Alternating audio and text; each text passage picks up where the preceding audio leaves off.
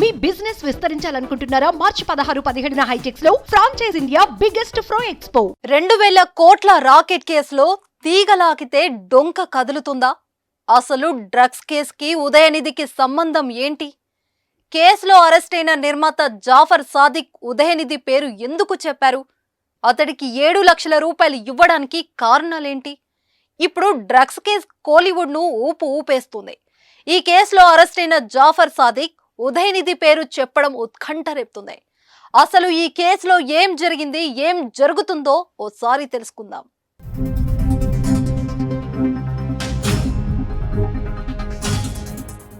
తమిళనాడులో కొద్ది రోజుల కిందట భారీ ఎత్తున డ్రగ్స్ పట్టుబడ్డాయి.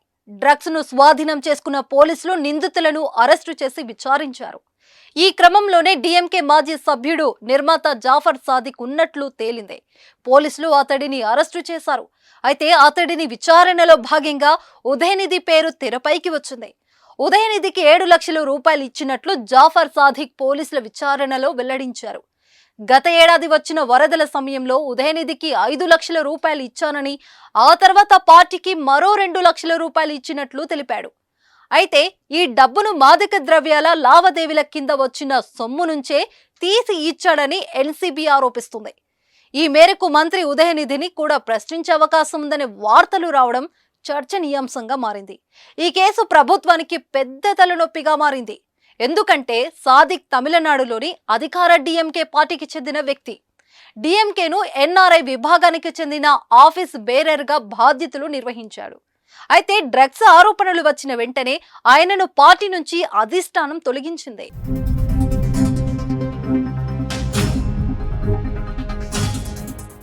న్యూజిలాండ్, ఆస్ట్రేలియా అధికారులు భారత ఏజెన్సీలకు ఇచ్చిన సమాచారం మేరకు డ్రగ్స్ రాకెట్ గుట్టురట్టయింది.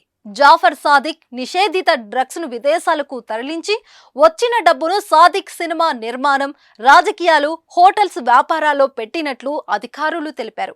మంగై అనే తమిళ సినిమాను పూర్తిగా డ్రగ్స్ ద్వారా వచ్చిన డబ్బుతోనే నిర్మించినట్లు అధికారులు గుర్తించారు.